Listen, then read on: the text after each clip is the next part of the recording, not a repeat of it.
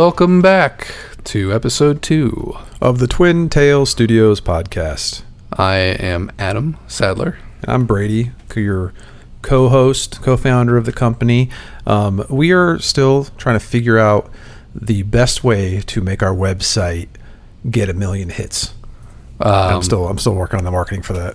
Website's up though. Do you track hits? That's fun. I don't even know if that's a thing anymore. But I know. How about follows on Facebook? Yeah, and track that. Yeah, we got like triple the followers since our last episode. Like actually, just the day after it launched, just spreading the word out. 2 to 6. 2 to 6.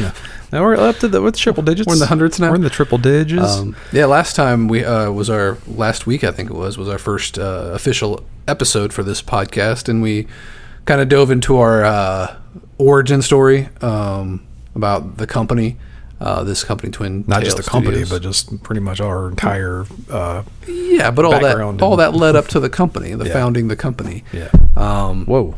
That was my foot, sorry. Yeah, and we've been actually pretty busy this week, kind of working on not just the game, but also setting up the fun stuff. You know, it has to do with business. I wouldn't call it fun. Yeah. You know, just getting the bank account all squared away, getting some accounts set up, and chatting with some partners.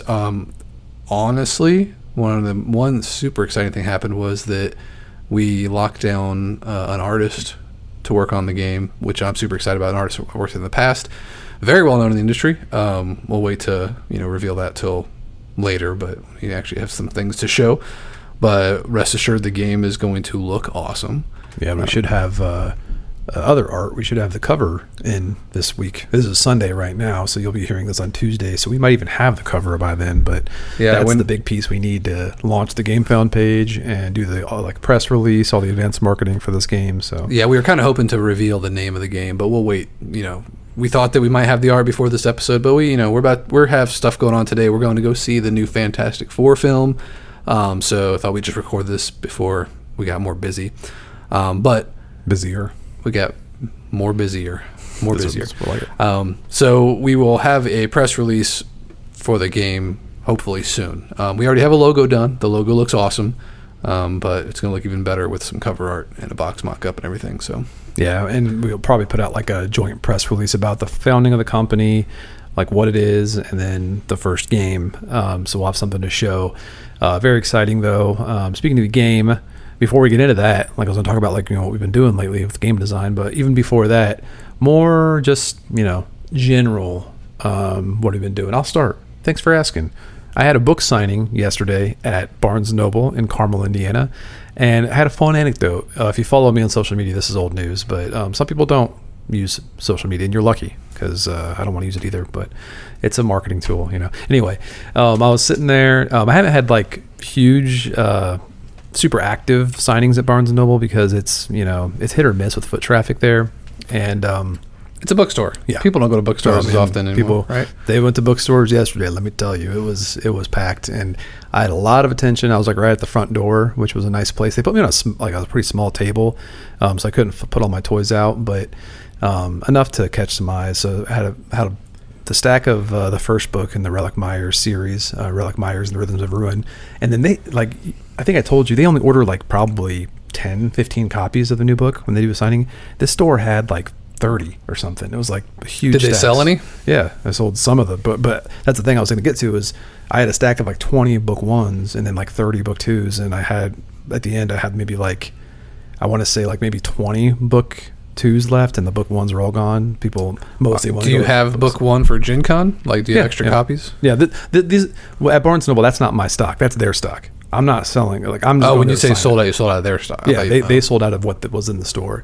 So a lot of the book one was from my last signing last year. So did you give them your business card and say, hey, if you want more? I don't have the business card. Oh my god. We have bookmarks, but the business card's coming on Monday for GenCon. I would have overnighted them earlier, but you told me not to. As the CEO of this company, I'm going to purchase the rights to sell your books through the company. We already have the rights to sell. All you have to do is buy the books. Just have them. The company needs to just buy some books. What if my money is tied up in a board game? That's money laundering then. But the is it the fun is it just not buying something? No, what I was going to say was the interesting thing that happened was there was a girl that came up. Well, I say girl. There's a woman that came up. She's a younger woman. I call them girl because they're younger than me. And I was like, oh, it's a girl. I think it's just because your vocabulary hasn't changed since we were in our teenage years. I write from the point of view of a 15-year-old boy very well because obvious reasons. So this woman approaches and she was looking at the banner of Relic Myers, and it's a big drummer, and she's like, oh, tell me about your books. And I was like, oh yeah, so I grew up playing drums. She's like, yeah, me too. I was like, oh, cool. Who are your favorite drummers? And the first thing she said was like Phil Collins and then Tommy Lee. I was like, first off, how old are you? Like, how do you know these people? But those are the two drummers that got me into drumming. So I was like, well, that's crazy. And so like we just got to chatting, and she ended up picking the first book up. And then I was asking, like, I was going to put her name in it because I make personalize it. I was like, oh, what's your name? And she's like, oh, it's Riley. And that clicked in my head. I'm like, oh, my daughter's name is Riley. Crazy. I was like, can you spell that? And she spelled it the same way I spelled Riley, which I thought was unique, Rylie. But like she had the same spelling. I'm like, I've never met someone else with that spelling because I thought it was unique to name my daughter that. So it was a mixture of like annoyance and like, whoa, this is crazy. So on that topic, Lars Ulrich from Metallica has the drummer from Metallica, if you're not aware, has the same Metallica? He has the same birthday as my daughter, Amelia. That is December 26th. That is on the same topic. Yeah, exactly the same. It's almost the same kind of coincidence, right? Yeah, it's like the same exact like situation. Yeah, Amelia was telling me that she had the same birthday as some like comedian from the 1920s or whatever, and I'm like, there's probably lots of famous people that have your birthday, and I googled it, and there was Lars Ulrich, Jared Leto, Kit Harington. I'm like, there's plenty of people with the same birthday as you. J-Lo? J-Lo's got it? Jared Leto. J-Lo. Is that what you call him? I call him J-Lo, yeah. I think someone else has that name. That's what everyone calls him, right? So yeah, that was fun. Probably my most successful signing out of Barnes & Noble. And it just happened to be the one right before GenCon, which is next week. So I think I'm getting a big head where I'm like, maybe I didn't print enough books for GenCon. How many people there asked you if you had any board games based off your books? Dude, everybody. Like almost everybody who stopped there was because of the miniature display, like the Relic Myers miniature display. And like one guy was saying how he was like, oh, I'll have to check this out because one thing I noticed about games is really good miniatures. I didn't want to t't tell him that I just sculpted those in Hero Forge. I was like, yeah, thanks, man. I posed them myself. I picked out everything on those. But yeah, everyone seemed like so enamored with the idea of games basically. And I feel like I would have probably sold twice as many books if there was a game there as well, just because people are like completionists, but they're just like on the fence where it's like, oh, a book is a big commitment, so I'm not going to buy that right now. But if you give me a $90 board game, I'll buy that. Yeah, maybe you we'll work out a deal with Barnes & Noble. They order so many books they can get board games too. After we have one. So yeah, I'm in the Gen Con mood. I'm glad I had that signing yesterday because my last signing was a lot less eventful. It was pretty slow traffic. This one made me feel a little good about myself, and it's funny, I had my free write there because I just got my free write Hemming right, which is that. I think we talked about it before in the podcast, on the old podcast. An overpriced typewriter. Yeah. So the listeners here don't know this, so I'm gonna give a little bit of this will fill some banter time, unless you had something to add before I go into the. No. Okay. No. So you can listen to me talk about my new toy that I'm obsessed with because there's this product called the Free Write. And it's got a lot of different models, but essentially it's a smart typewriter. So it's a typewriter that has an e-ink display, and it's got Wi-Fi, so you can anything you type you can put into the cloud, but it's got no apps on it. You can't do anything on this. You can't even edit your work very well because you can clunkily send the cursor through your document and retype things. But it's got a small display that only shows the last 4 or 5 lines you've written.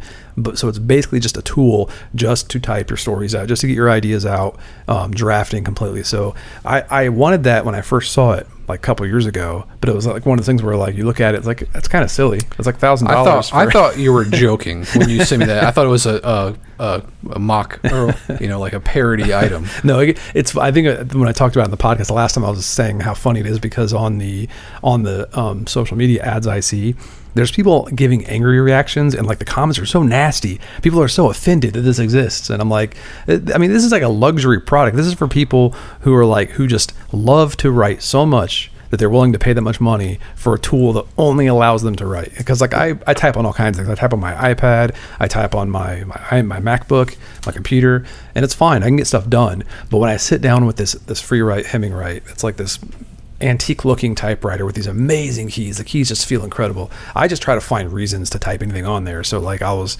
at the signing, I was pulling it out every break when people were talking to me. I was typing out chapters for my book 3 of the Malice of Light, and I got like 4,000 words written, I think. So it's a productive waiting time for me. But yeah, had a good time yesterday. Got a lot of writing done, and I love my Hemingwright free write Hemingwright. So that was what I did. Say that 12 times. Hemingwright free write Hemingwright. Go check it. If you're a writer, if you like to write or want to write, that'll boost your productivity at least by 3. It's crazy. I don't think it would boost mine. If you wanted to, it would.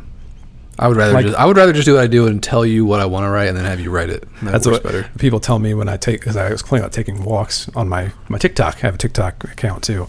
I give updates, but I was complaining about not being able to write enough, and I was taking a walk at the time, and people in the comments were like, just get a voice dictation service and talk, like write while you, or talk while you walk.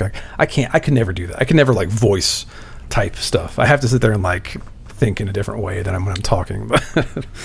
Yeah, my weekend was mostly focused on just we're updating our prototype for the game we're working on. We had a nice little spark of inspiration, which happens a lot with in the shower. In the shower, it happens in the shower. I wasn't. It was just it happens when we're in the shower. Brady called me and said, like, I got this idea. We got to try it out. Unfortunately, I haven't got a chance to try it out yet because I just finished updating most of the Tabletop Simulator demo that we have. But we still have to do one more deck of cards to flesh that out, and then we can demo that. I think we're getting pretty close to the demo kit content of the game. What we want to have locked down to start like some play testing, some external groups to try it out, but also to plan out our like physical demo kit because we want to prepare something to send out to some reviewers. So if you are a reviewer or content creator that listen to this and you're interested, feel free to reach out to me or Brady. In our emails their name. We have new emails. It's Adam@twintailstudios.com and Brady@twintailstudios.com. Is there a new moniker people? I mean, you probably wouldn't know this because you don't watch the media as much as I do, but like I feel like content creator isn't like enjoyed phrase by people like on either end, like people who are making content. Weird. I thought people preferred that term. Maybe they do. I don't know. I thought I heard people complaining about it, but I don't know what else you call. I mean, reviewers if they review things, but otherwise if they were doing coverage. I don't know if there's a better term for it, but yeah. Media personality. I don't know. as a small company with a limited budget, we are only going to have a select few of these demo kits when they're ready. We want to make sure we have enough art and sculpts and stuff like that to have a nice looking demo kit, because this is going to be used to get some reviews before our official crowdfunding campaign goes live, so people can kind of know what they're getting into with this game. And speaking of that, I think that's going to roll into a topic of something that's going to be in the press release. And I think we mentioned this last time, right? What we were planning on doing is launching a crowdfunding campaign, and we talked about we were going to do it, right? I think so. Yeah. I've been kind of casually dropping that around, so I'm pretty excited about it. Our plan is to take this game to GameFound, which is a crowdfunding, the number one, I think, tabletop games crowdfunding. They just acquired Indiegogo, too, so that's big news. Great. It seems like it's a great time to get involved with that, but we're going to actually have our first first project on GameFound, and we're excited because we both love GameFound. But we've only been involved, I think, with one GameFound project, like closely, when that was the Street Masters reboot that Steamforge did. They did that on GameFound. But I love GameFound, and I'm really excited to use it. But where was I going with this when I was bringing up GameFound? Maybe just to talk about the game itself, or the philosophy of what kind of project this is going to be. Yeah. We'll put up a preview page when it's ready, so people can kind of see what this is going to be. Yeah. But we want to give some people a heads up that this is not going to be like a blacklist game style Kickstarter where we're just cramming in as many stretch goals as possible to entice people to get in like a really cheap product. That's not what we're going for. Like, yes, we want to make an affordable game, but our highest priority is like high quality. Like, we want to make a really high quality game, and also we want to keep it as simple as possible because this is our first project as a company, and we want to make sure that it's done right and done quickly, delivered quickly. That's kind of the goal. Yeah. So it's not like we're not like worried about tons and tons of stretch goals to see how much stuff we can unlock. We want to make sure we just have a really cool, fun game. Looks great, plays great. That's our goal. So Yeah, and I was going to preface that by saying like we haven't like announced the game title yet. This is something that we'd rather have all of our assets ready, like cover art, get a good box mock-up, have the game found preview page up, have something to look at as opposed just to talk about. So when that press release is ready, you'll see it on our social medias platforms and our website. But this first project we're doing, we've hinted at last episode. We won't say the name, but I think we did mention it's going to be based in the Malice of Light book series, which I mentioned before. I'm working on book 3 right now. It's going to be a 6-book series. Books 1 and 2 are out. And you can also get the prequel on, which is a cheaper little pocket book, which is really cool. I like small books personally, but it reads fast. But we'll have those all at GenCon. We'll have a GenCon presence, and we'll talk more about GenCon later in this episode. I just wanted to also mention it's like if you want to get a feel for the Malice of Light, the books are out there. You can check those out. You can read reviews, whatever you need to do. But check it out. Get excited. Get stoked. We would want to talk more about the game, but we also want to save it so you have something to look at while you hear about this. But maybe we can talk a little bit about the game, like design process, or would that be too telling? Well, maybe I was thinking maybe since we talked about last time, we kind of touched on some of our previous work, stuff like that. But maybe we talk about things we've liked about some of our game, like things that stand out about our previous designs that like we really like. And I can go first. Like one of our first our co-designs was Warhammer Quest: The Adventure Card Game, and one of my favorite things about that game was the dice pool system, where like every action you do, you collect your dice, but you collect your dice determined by your action, like how good you are at that action. But you also collect dice depending on how many enemies you have engaged with you, and so the enemies are always harassing you during your actions. You kind of have to mitigate what you're doing and how you can handle dealing with the results of what you do. And I always enjoyed that a lot. That was probably my favorite part about the game, and I feel like that's something that we really want to do something with in the future. Like we want to use that more. And if you imagine that layer you have with the whole engagement aspect, but if you add the element of like presence, like place, like miniatures, tactical positioning and things like that. Yeah, it'd be even cooler. So like anybody who I'm not sure if people there's a thread on Board Game Geek that like people deciding whether they like Warhammer Quest: The Adventure Card Game versus Heroes of Terranoth, and I'm kind of torn there because I think Heroes of Terranoth had some improvements in the game, the rules, and I kind of like the upgrading in a quest. So it's like instead of campaign play, there was upgrading in the quest. I like that isolated upgrades because it kind of has that roguelike feel where you're progressing in one session. That's cool. But again, Warhammer Quest is Warhammer, and it's like Warhammer Quest was such a big part of my game history. It's like holds a special place in my heart, so like that's always going to be up there. So I don't really know which one I like better between those two, but I think Heroes of Terranoth is probably a more better developed game. I think more better. I think the one that jumps out to me, because you mentioned like kind of that roguelike element, I think that's something we kind of tapped into more with our future designs with like a game like Street Masters who came out. I wouldn't call it roguelike, but because you have that like engine building aspect that's limited to just that session where it's like you're getting your cards out and you're building a little engine, that feels kind of roguelike-y in a way. So speaking of which, I think we talked about this back in our joint operations podcast when we were kind of debating, trying to figure out the difference between roguelike and roguelite, and I think I found a simple explanation about the difference. Like roguelike is permadeath, like once you die it's over and you start over all over again. Roguelite has some persistent upgrading in the background. So like there's a roguelike element, but like no matter how well you do, you still unlock stuff and upgrade stuff. Oh yeah. Like kind of like Raven's Watch, that's roguelite because you're dead cells like that where you're like you keep respawning but you retain some stuff. So like in a board game format, I think we'd be looking more like roguelike. Roguelike which is what I've been using. So me too. I just like I always have heard the two used interchangeably, and I was kind of curious to like what's the big difference. And that's something I was watching a YouTube video from a a guy named Riker. He does like Diablo content and like action RPGs, but he was talking about a roguelike game and discussed the difference. Like, that's a good way to explain it, I think. So yeah, and like that was the first like MDS game we did with Blacklist, but we tapped into that a little more with each time. But I think by the time we got to Hour of Need, that's where we really started to develop the kind of the levers that I like. Like I know people use that term a lot where like you're messing with levers, especially with co-op games where you want to have a lot of stuff going on because you want to have lots of abilities that can like tweak different levers within the game. Design space. Yeah, but like specifically with Hour of Need, it had those schemes. So there's those 4 schemes on the panels of the game board, and those were such a hard thing to develop. Like we had to kind of come up with this formula where all the issues had a lot of thematic wiggle room, but they had to be very tight. Where it's like the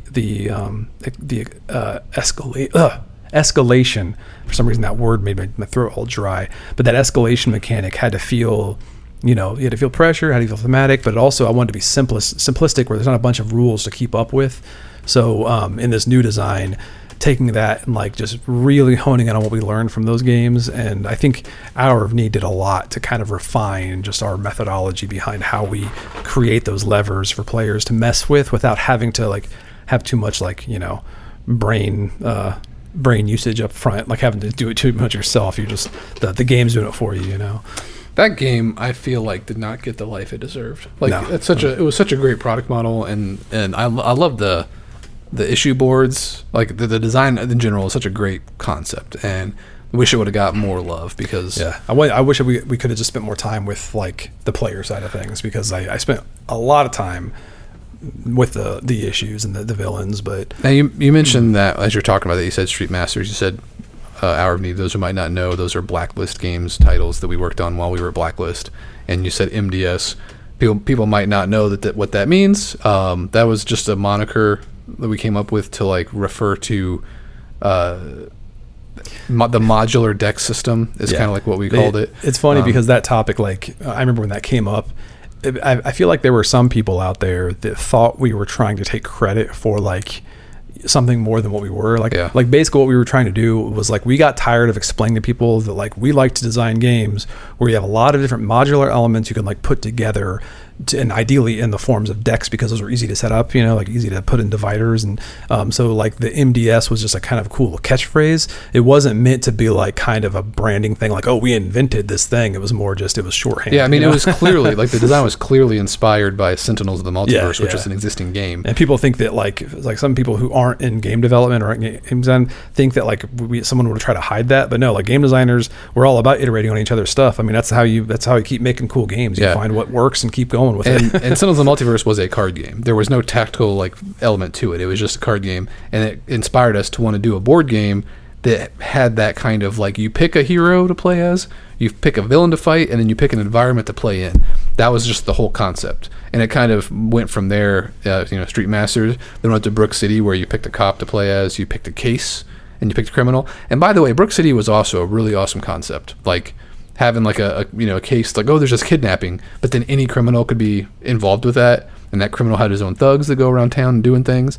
It was a really cool concept. Unfortunately, Brook City just came down to getting around the board as fast as you can, which is fine. But it wasn't like it's because it was an ambitious like vision, but to make it work cleanly, we pretty much had to like kind of just, I don't want to say abstract. I don't want to say cobble it together or make it too abstract, but like we pretty much had to make it so it was almost like an action economy thing. And we would have loved to lean more into like just the thematic nature of things, but we also wanted the game to play quickly, not be drug out. So that's another game I'd love to kind of revisit. Yeah, it was kind of cool concept though. Like the criminal deck would pop out little goons that would go around the different locations and do crime, and they would just, you would stop doing crime. Did we call those cards we haven't played this game forever, but those cards go in your play area, were those like crimes? I think they were just threats. Like we call them threat cards because they could be.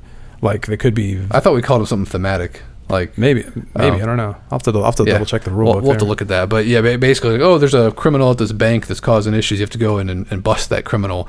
You just roll dice. And I don't think I have any copies of that. I think I have that one on my shelf up there, but I think it's the only copy. Yeah, I think mine's sealed. That's a rare one. I had some copies in my basement that I gave to some people. I think I might have sold them. I'm not sure. But yeah, Modular deck system was just what we referred to as multiple decks, elements in the game that were decks that you picked a combination, any combination you want to play. So it made for like infinite type, combinations as you expanded the game line. Like Street Masters has so many fighters and stages and bosses. You can mix and match those like crazy. You can get all kinds of different combinations. And yes, some of them are completely broken, but that's okay. That's part of the fun. I wouldn't say broken, but yeah, they're a little swingy. I mean, they are playable, but there are some some things are just overpowered, or some. That's what I mean by broken. Not like they don't work. But yeah, that's kind of where the term MDS came from, and that is something that we still have a design philosophy that way, where we like quick setup. We like modular elements. Modularity over, like, I like modular, like, create your own scenarios over linear scenarios any day. Like, I like how, in Street Masters, there were scenarios in the way that, like, stages functioned, but you could still, like, mix and match who you're fighting there. And, like, I like those modular elements. There's a lot of games that do that now. I'm thinking of games like Death May Die, like Cthulhu Death May Die. That's a great example of, like, a really cool modular design where you can just, like, mash up things, and you can mash up a greater old one with whatever story you want to play. Hey, this is Brady from the editing room. I had to do a little cut here because my son Oliver seemed to be having a little bit of a meltdown over something that went wrong with his iPad version of Minecraft. But here we'll pick back up where Adam's talking about Oliver getting a little too into Minecraft with his wife. Something. But he's been playing Minecraft with my wife. My wife plays Minecraft, and Oliver, Brady's son, is obsessed with Minecraft, plays it all the time. And so she started playing with him every now and then, but he likes to just do things his own way, and sometimes she just gets frustrated, but, like, he will text me. He's like, "Hey, tell Alyssa I messaged her." Where I was like, "Dude, she will respond to you when she's ready." So I got to listen to all of Oliver's adventures in Minecraft this weekend. So we could discuss what he named his items in his chest, but probably should. It's probably, I don't want to put like a parental warning on this podcast episode. I think like one other game that we talk about, we reference quite a bit, but like you don't really see in the in the scene, quote unquote. But the Cryptozoic Walking Dead game we did, which was No Sanctuary, which is I think only our second design together, right? Like that was our second game. Yeah, I think so. Because it had a lot of inspiration. Well, no, I think that was after Myth Dark Frontier.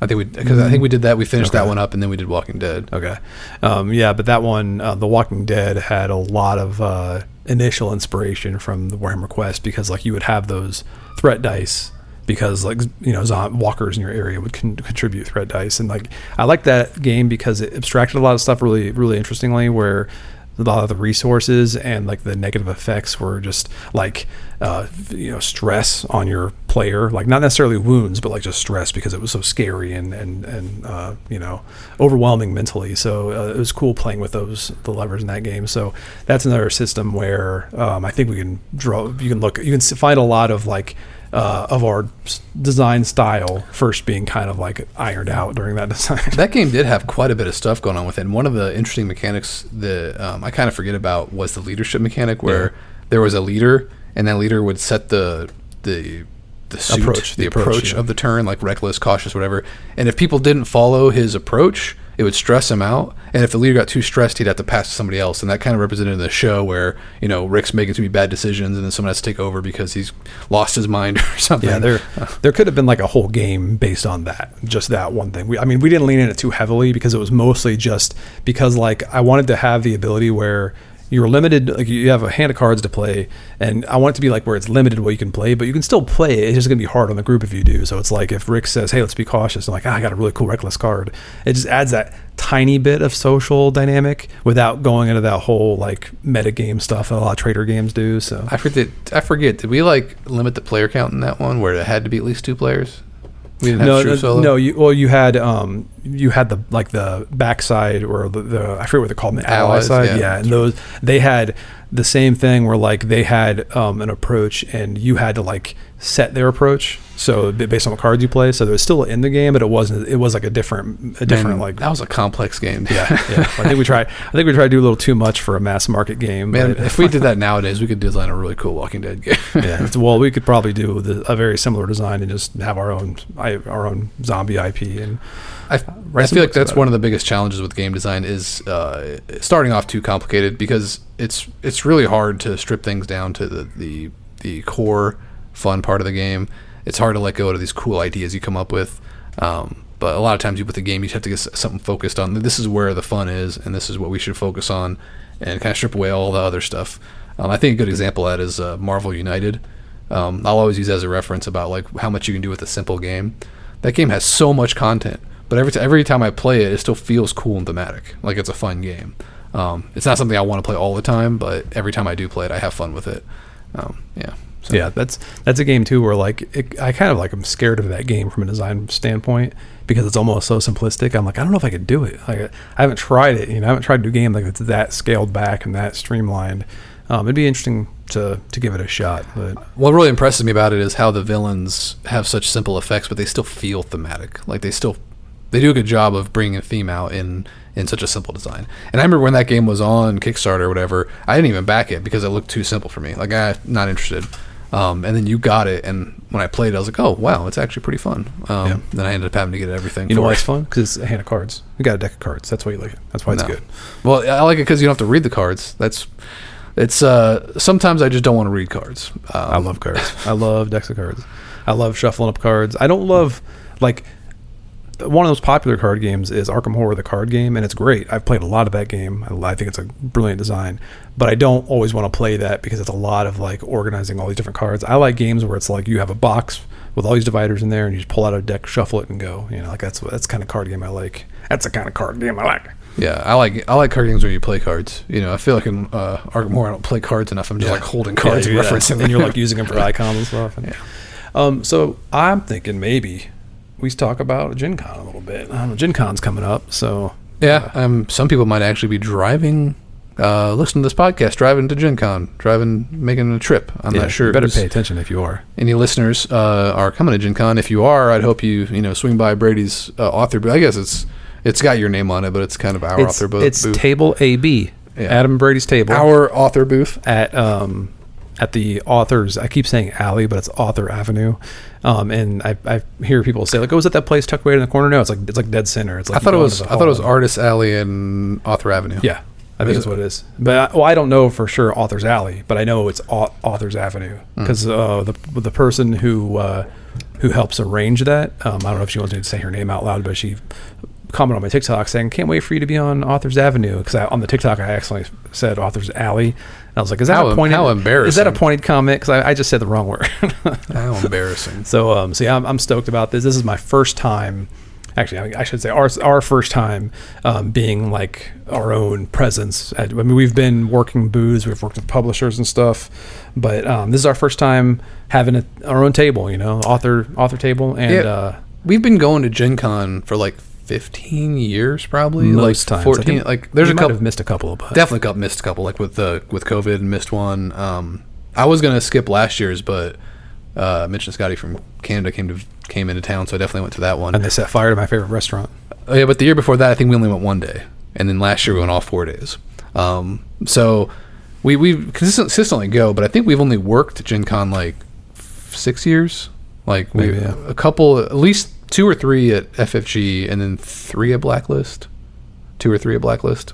At least 2, yeah. I get those mixed up because sometimes we did some other conventions like Origins or whatever. But yeah, this is the first time we've actually will be our own presence, and hopefully, I'm really hoping next year we'll have a Twin Tail Studio booth. Twin Tail Studios. That's what I said. I think it's a Twin Tails Studio. Well, I think I possessively called it Twin Tails, like Twin Tail Studios booth, where we will be hopefully featuring this new game. Hopefully it'll be out and for sale. It will be. I mean, that's the goal. It will be. It has to be. It has to be. Yeah. We'll make it happen. But that's kind of the goal, is like maybe at GenCon this year we lock that down for next year, because a lot of times people start booking those right at the end of GenCon. Anything, I don't know if anything you've been looking forward for GenCon. Anything you're grabbing? Anything that's standing out? I know Scotty asked me to grab him something from Tell Scotty to Monster get down Fight here Studios or something. But I'm going to go to Cubicle 7's booth because I want to check out the old world role-playing game, the new one. I kind of want to see those books in person. I already have them on pre-order. I think I bought like a bundle or something of like card packs and things, but definitely want to check that out. I don't know what else at GenCon that's like new that I need to go see. I mean, I walk around the whole exhibit hall every year, so I'm sure I'll see stuff. Yeah, it'll be good just networking because like there's some minor releases, but I do have a meeting with the CEO of a game manufacturer on Thursday, so that's important. Yeah, going to start that process. Already setting up meetings. And I have a game to pick up. I think it was the Fate of the Fellowship from Asmodee. I'm going to get that one. The new Pandemic, Lord of the Rings Pandemic, looks awesome. But I think today we don't have much listener questions, so we could probably cut this episode a little short because we have to go to the movie and I have to pick up some occupants for the movie still. So I didn't invite a bunch of kids to the movie. When I tell you I'm going to a movie, I don't expect you to book like a whole party of people. I have 2 kids, so are they both coming? Yeah. And your wife? No. Oh, she doesn't want nothing to do with that. So she wants nothing. She doesn't want to see Marvel movies. She does, but she's not really driven for Fantastic Four, I guess. But man, I think it's going to be fantastic. It's not going to be Superman though. I think it's going to be fantastic though. I think it'll be 4. It'll be 4. What? It'll be 4. It'll be a 4 out of 5. I think it'll be fantastic. We'll talk about it next episode, and I apologize for cutting this one short unless we come back and edit it and add some more stuff in later. But no, it's fine. We just wanted to throw up an episode before GenCon. Hope to see people there. Also, check back maybe next week or the week. I don't know if we'll record one for next week because GenCon might wipe us out. But sometime soon after GenCon, we'll have a press release, and then we'll have an episode of podcast to discuss it more in depth. Thanks for tuning in. Have fun at GenCon if you're going. Come see us. Come say hi. Okay. See you later. Bye.